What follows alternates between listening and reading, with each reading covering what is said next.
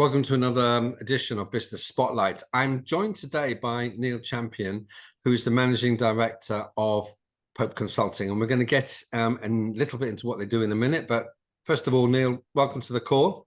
It's good to see you. Hi, nice to see everyone. Thank you. Okay, well, let's start there, Neil. Tell us a little bit about Pope Consulting, what it is that you do, and most importantly, why you do it, what your motivations are behind your work. Okay.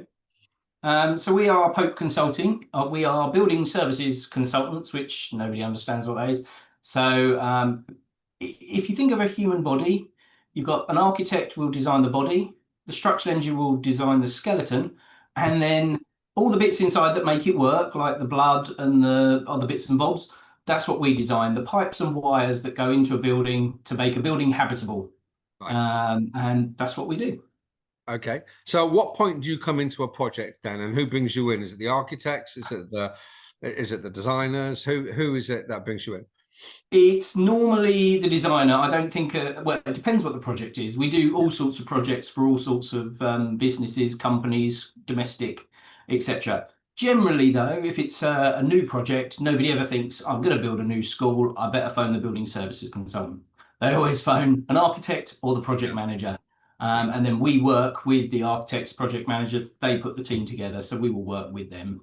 Okay, so I guess you're in a field where there are ever-changing regulations, as it seems to be most things. And is that perhaps why the architects kind of think, well, these are the guys we need to speak to because they're going to be on top of it? Absolutely, yeah. See, the main change in the last, put it this way, when I started, there was no building regulation part L, which deals with energy and carbon efficiency. That came in, I think it was 1986. It was quite a long time ago, but that came in.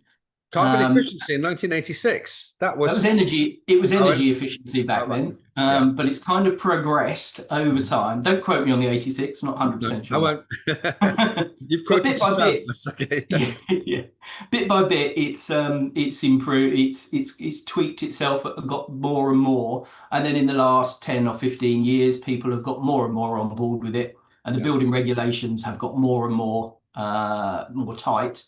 And therefore, we get involved much earlier in projects, looking at the sustainability, carbon emissions, new technologies, etc., where architects and project managers, that's not really that they understand it, but they don't understand the services.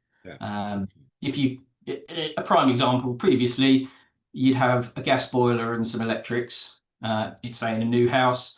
Now you might have PV panels, you might have air source heat pumps, batteries, etc., etc. So we have to guide our clients in that technology because they're not keeping up with it. So you keep up to date with the technology. What's your inspiration to do so? Where does your interest in the environment and new technologies come from? Well, the Derek Pope, who set up the company 26 years ago, was always interested in it. He was he was probably ahead of his time in that sort of thing. He always did it, and joining the company, it was something that I could see was growing and something that it needs to be done. So we've kind of progressed. So it's always been embedded within our company. Okay, I noticed there's the little green leaf in the O of Pope behind you as well. So yeah. This is pipe. Okay, all right. So just tell me a little bit then about your own personal journey, because obviously it sounds as though the company has evolved over time, and I presume your role in the company has also evolved over time. Yeah, absolutely. So I started off as an engineer. So I went to technical college as an engineer. No discussion about going to university. It was just sort of mechanical engineering. Yeah. And then one day, one of the lecturers said, "Is anyone going to university?" We all kind of looked at each other and went, "Oh, all right then." So about 2 weeks later, I applied to go to university, and I ended up going to Coventry University, which a long time ago it was a polytechnic. Right. Yes. And did it become a university whilst you were there, or? I applied to Coventry Polytechnic, and I went to Coventry University. That's how it changed. Because we were told engineering should go to a polytechnic, so that's what I did. You know, I did exactly the same thing with Portsmouth, because Portsmouth is very much focused on physics and engineering as well. And I applied to a polytechnic, and I arrived at a university just like you. Same story. Exactly the same thing. Yeah. Interestingly, the course that I got onto was engineering. It was kind of lightweight engineering. It was more design orientated, but also with business management. Right. So it was quite a useful course for me, and actually what I've ended up doing. So it's yeah, it's quite good. So from there, I left university, got a job as a sales engineer, which I kind of liked, but I kind of liked doing the design bit more than the say the hardcore sales. Yeah. So I just wrote to all the consultants that I've been speaking to and said, could I have a job? And someone took me on, trained me up, and that's how I've become an engineer Right. in Okay. the building services Yeah. field. Okay. And was that Pope Consulting that took you on No, initially, it or was wasn't. somebody else first? No, it Right. was somebody else. It was a company called David Beatty Associates. Okay. And he trained me up because I was working for a humidifier company, so I was a bit in building services. Yeah. So kind of, and that's how I learned to be building services. Again, not many people go to university thinking I'm going to become a building services consultant. Hmm. More so now with the sustainability, there's a lot more people are getting involved on the Yeah. sustainable engineering side, but it wasn't a thing when I was doing my course. But you're a director now, yeah, of a business. That's right. So Yeah. So there's a then, big gap, isn't there, between being an engineer and being a director of a company. An engineer works to specifications and processes and things like that, and now you're dealing with people as well, and an organizational structure and things like that. yeah. And it was 22 years ago. I think I joined Pope Consulting. So I left David Beatty and joined Pope Right. Consulting. Derek was the managing director at the time. I kind of progressed, I said to Derek, I'd like to be a director. And in a few years' time, I was made a sort of director with him still as the managing director, Yeah. and progressed that way. And I think the business training that I got at university kind of helped because I immediately understood profit and loss accounts. I immediately understood marketing, the four or five P's. Yeah. So I kind of I had learnt those things as part of my degree. Yeah. And then in 2014, Derek sort of wanted to start retiring. So he started doing 3 days a week with me kind of picking up the rest of the Mm. sort of the management of the company. And then in 2019, he formally retired, and I took on the company, by which time we had another director. So I took on the company with the other director. And then sadly, only a couple of years after retiring, Derek passed away. And since then, myself and I've got there's three of us now. We've got three directors. I'm nominally managing director. I've got a colleague who's Richard, who's a mechanical director, and Tom, who's the electrical director. And the Mm. three of us now run the company. See, when I work with business owners, I often, well, sometimes I find that they have a kind of an identity crisis because, if they've set up, for example, a construction firm or a plumbing firm or something like that, then it's because they are good at construction or they're good at plumbing, etc. And a lot of my work in their space is actually helping them with their identity or being a director, as opposed to a manager, as opposed to a technician. How have you found that transition? Because it's been quite a journey, hasn't it, for you? Yeah. And I watch things like Dragon's Den and things like that, and all these entrepreneurs come up with the ideas. And even though I'm now the managing director, I don't ever consider myself an entrepreneur because I've kind of ended up here. Yeah, The fact that the course that I did at university, because it had the management, has yeah. definitely helped. I think that's helped. But yeah, there is a bit of that imposter syndrome. Why me? Why have I ended up here, and not somebody else running the company? I assume that I've got some talent that people have noticed, but it's hard to notice it yourself, isn't it? Um, You're having an internal dialogue, aren't you? That's the thing between the engineer who's saying, "Oh well, I did this," and the new identity. I think it was Stephen Bartlett who said that you cannot run a business without having some degree of imposter syndrome because it keeps you focused, and it's a very, very common thing. But that's not to detract from the fact that it can also hold people back because if they're hesitant over their decisions or hesitant over their identity, it's interesting to hear you say you're not an entrepreneur, because I would say you have no choice but to be one. Because, Michael E. Gerber's three hats, the business owner, the technician who's good at what they do, the manager that keeps the machine working, and the entrepreneur who is setting the direction of the business. And like it or not, your responsibility, along with your two colleagues, is the direction of the business and where it's going and the future strategy. And that's what the entrepreneur does. Yeah, I get that, and that's what we do. We do, sit around and debate what we're going to do next and how we're going to take it and what we should be doing. But I think maybe because I didn't set the company up, because I kind of ended up as one of the directors and just sort of came in. I don't feel that I'm the entrepreneur who's decided, right, I'm going to set up on my own, I'm going to build a business and I'm going to work this. Obviously, I've been doing that for the last 10 years. Yeah. But it isn't like I ever planned to do it. I'm not, I'm not the Richard Branson who says, right, I'm going to do this. I'm going to set off and I'm going to, build whatever. But and again, you see, I think people will identify with what you're saying, because the two descriptions you've used so far to describe entrepreneurs is Dragon's Den and Richard Branson. So it kind of says something in itself about, this kind of belief of what an entrepreneur actually is. But to my mind, an entrepreneur is somebody who is mindfully deciding where the business should go and leading the way there. It's a bit like, if you can imagine somebody cutting their way through the jungle and leading a party, they're the manager.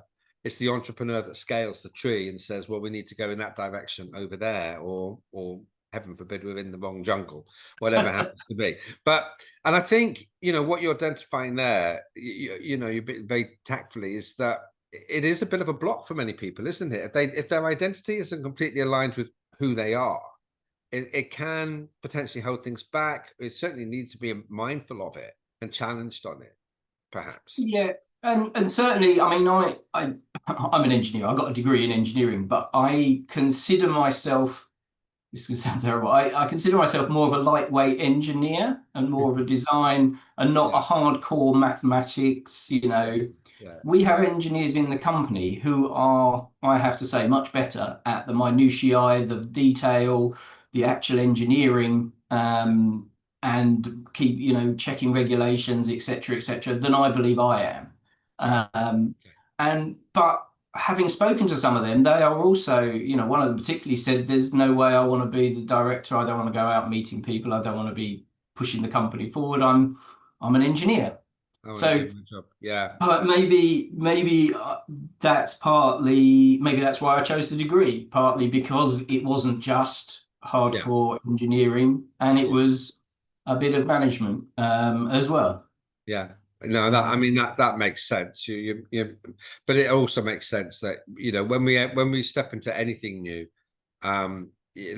we question, because we're out of our safe zone, and that's what I would say to business owners that might be watching this podcast or snippets of it. That you cannot grow unless you can get out of your comfort zone.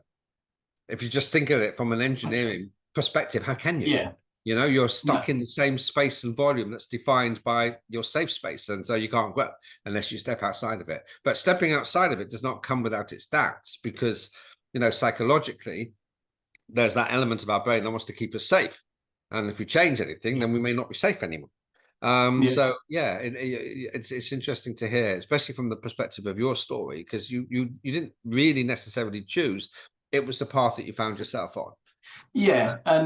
And I have to say, I really have to fess up here. When I chose my degree, there was courses offering, it was a 4-year course, and every other university was offering 1 year in employment, Right. Yeah. But the course I chose sandwich course. The course I chose had 1 year in Germany, studying in a German university. And that just sounded much more exciting than just. So that's why I chose the course. And again, this is a bit of I've just stumbled, I've probably made the right decisions, but I've ended up not, just not stumbling, but just sort of ending up where I am. And that's, I think, where you suddenly think, am I doing the right thing? And you just have to believe that you are, don't you? You have to. How do you, I mean, when you do get those moments of doubt, do you have a technique for coping with them, or do you just ride it out, or you I do? do even this can sound a bit arrogant, isn't it? I don't really have doubt. You just suddenly sometimes think, why is it me? Yeah. You know, Yeah. I think one of the things when I was Derek once said to me, we were talking about, I think it was about quoting something, and Derek, and I was saying, well, I don't think we'll be able to get it done. And Yeah. Derek's philosophy was, don't worry, quote it. If we win it, we'll do it. And that's kind of the philosophy that I've taken forward. Yeah. That if you have that doubt, you don't quote it, you don't Yeah. win it. You stay in your If you safe do, space. Yeah. you say. Yeah. So from that point of view, that was a useful bit of advice that I still Yeah. take on board. Mm. That you do have to, for instance, doing this podcast. It's not my normal comfort zone, but it's something to try, isn't it? It's different. Congratulations, yeah, for being here and giving it a try. All right, I am going to ask you a question that I don't ask very often, but and that is that if you can go back to your younger self, maybe 10 years ago, whatever, what advice might you have for yourself right now? You might have to go back further because 10 years ago you were a director of this company, so you might have Yeah. to go back a little bit further.